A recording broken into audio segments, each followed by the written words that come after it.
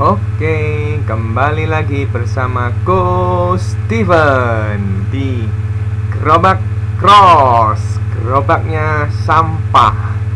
Gerobak sampahnya Ko Steven. Oke. Di video sebelumnya kita belajar tentang rumusan impuls. Sekarang kita belajar tentang soal-soal, contoh-contoh soalnya impuls ya. Oke, sebelum kita masuk ke contoh-contoh soalnya impuls, tak remind lagi, yaitu rumusnya impuls ya. Rumusnya impuls itu kayak gini. I sama dengan F dikalikan dengan delta T. I-nya impuls ya, ini impuls. F-nya gaya, delta T-nya selang waktu. Dan ada satu rumus lagi, yaitu tentang hubungan antara impuls dan momentum, di mana impuls itu diartikan sebagai perubahan momentum. Jadi bisa kita tulis sebagai F kali delta T sama dengan M dikalikan dengan VT min V0. Dan satu hal lagi terakhir yang cukup penting juga perlu diperhatikan, bahwa jika V mengarah ke kanan kita kasih tanda plus, jangan lupa. Tapi kalau V alias kecepatan mengarah ke kiri, kita kasih tanda minus ya, karena dia besaran vektor. Oke, sekarang kita coba kerjakan contoh-contoh soalnya ya. Di sini tak kasih ada 3 contoh soal. Nanti tak bahasin satu persatu. Oke, nomor 1 dulu. Kita bahas soal contoh soal nomor 1. Sebuah bola kasti yang masanya 100 gram, berarti itu adalah M-nya ya, 100 gram berarti 0,1 kilogram, dilemparkan horizontal ke kanan. Nah ini hati-hati, kalau ada kata-kata ke kanan itu berarti nanti tandanya positif ya. Dilemparkan horizontal ke kanan dengan kecepatan 20 meter per second, berarti itu V0 sama dengan 20 meter per second. Kita kasih keterangan arahnya ke kanan. Kemudian bola tersebut dipukul sehingga bergerak dengan kecepatan 60 meter per second ke kiri. Wah, itu berarti VT. V sesudah dipukul ya, 60 meter per second, arahnya ke kiri. Kasih keterangan kiri, jangan lupa. Jika lama kontak antara bola dengan pemukul terjadi selama 2 kali 10 pangkat min 4 second, berarti itu delta T-nya 2 kali 10 pangkat min 4 second. Hitunglah besar gaya rata-ratanya. Kok gaya rata-rata itu apa? Gak usah bingung, itu podo ae ambek F ya. Gaya rata-rata, gaya itu podo ae, dan sama aja lah, F ya. Nah, kita pakai rumus ini, kita jawab ya. Kita pakai rumus F dikalikan dengan delta T sama dengan M dikalikan dengan VT min V0. F-nya yang mau kita cari. Delta T-nya kita masukin 2 kali 10 pangkat min 4 second. Masanya 0,1. VT, nah ini hati-hati ya. Diketahui VT-nya itu 60 meter per second, tetapi mengarah ke kiri. Karena dia mengarah ke kiri kita kasih min. Tapi V0 nya karena dia mengarah kanan kita kasih nanti tandanya plus ya. Kita masukin sesuai dengan plus minusnya. VT nya dikasih minus 60, V0 nya dikasih 20. Nah, kita kerjakan. F dikali 2 10 min 4, 0,1 dikalikan minus 80 ya, 0,1 dikalikan minus 80. Dihitung, F nya ketemu min 4 kali 10 pangkat 4 Newton. Loh, kok hasilnya F nya kok minus? Nah ini ya, ini kalau kita perhatikan kok ini hasil F nya kok minus. Gak salah tadi, enggak. F minus itu enggak masalah ya. F minus itu enggak masalah, berarti maksudnya F nya itu mengarah ke kiri ya. Jadi nanti kalau kalian ketemu F-nya itu minus, nggak apa-apa, itu hanya tentang arahnya saja.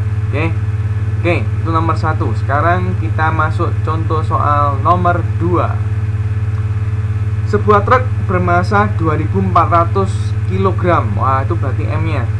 M sama dengan 2400 kg. Melaju dengan kecepatan V 72 km per jam. Nah, ini hati-hati.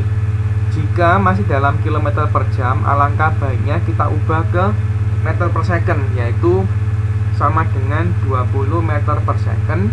Menabrak sebatang pohon. Wah, gila apa di truk nabrak pohon? Aneh-aneh ya. Truk nabrak pohon dihitung. Gurung sempet apa? Mari hitungane wis nabrak dhisik kok. Gak masuk akal. Berhenti. Nek berhenti itu berarti ibaratnya tadi itu V0 nya ya, VT nya karena dia ngomong berhenti berarti itu 0 meter per second. Setelah 0,2 second itu berarti delta T nya, delta T 0,2 second. Oke, sekarang kita akan kerjakan pertanyaannya yang pertama. Kita selesaikan pertanyaan pertama. Dia minta gaya rata-rata, sama ya, pakai kayak nomor 1, yaitu rumus F delta T sama dengan M VT min V0.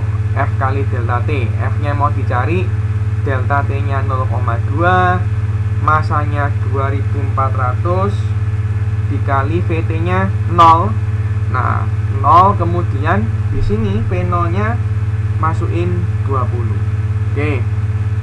Sekarang kita kerjakan. F kali 0,2 sama dengan minus 48.000, berarti F nya sama dengan minus 240.000 Newton. Loh, kok minus kok? Sama kayak tadi penjelasannya ya.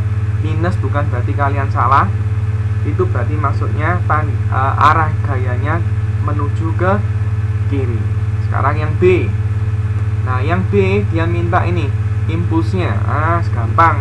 Kalau hanya minta impulsnya saja, berarti kita pakai rumus dasarnya impuls, yaitu F dikalikan delta T. F nya dapat dari sini. Kita masukin minus 240.000. Delta T nya diketahui 0,2. Jadi nanti jawabannya minus 48.000 Newton second. Loh, kok impulsnya minus boleh? Boleh. Impuls gaya itu semua boleh minus. Minus itu menandakan bahwa arahnya ke kiri. Kalau plus arahnya ke kanan. Lanjut, satu nomor lagi. Gasken nomor 3. Ya, diketahui itu bukan dua buah bola ya, tapi itu bola yang sama, hanya dia itu posisi pertamanya mau nabrak dinding, kemudian posisi keduanya setelah nabrak dinding. Jadi ini katakanlah posisi pertama, yang ini posisi kedua. Jadi itu bukan dua buah bola, tapi bola yang sama, hanya dia pertama nabrak, yang kedua mantul. Oke, diketahui bola dilempar dengan kecepatan 4 meter per second, membentur tembok dan kemudian berbalik arah seperti gambar di samping. Bila massa bola, berarti itu M 250 gram alias 0,25 kilo. V1 nya 4 meter per second. Dia mengarah ke kiri ya. Kalau dari gambarnya itu berarti kita kasih nanti minus. V2 nya 2 meter per second. Dia arahnya ke kanan itu dari gambarnya, berarti kita kasih nanti plus. Nah, pertanyaannya, hitung besar impuls yang dihasilkan. Oke, F delta T sama dengan M dalam kurung VT min V0, atau dalam hal ini berarti V2 min V1. Karena dia tuh mintanya impuls, maka ini kalian ubah jadi I saja, nggak usah dipecah jadi F delta T, tapi dalam bentuk I saja ya. M dalam kurung V2 min V1, tinggal kita masukkan angkanya. M nya 0,25, V2 nya 2, V1 nya 4. Jadi nanti hasilnya min 4. Ini min 4 ya. Ini karena di sini minus, berarti kita masukin 2 min 4 alias 0,25 dikalikan dengan 6.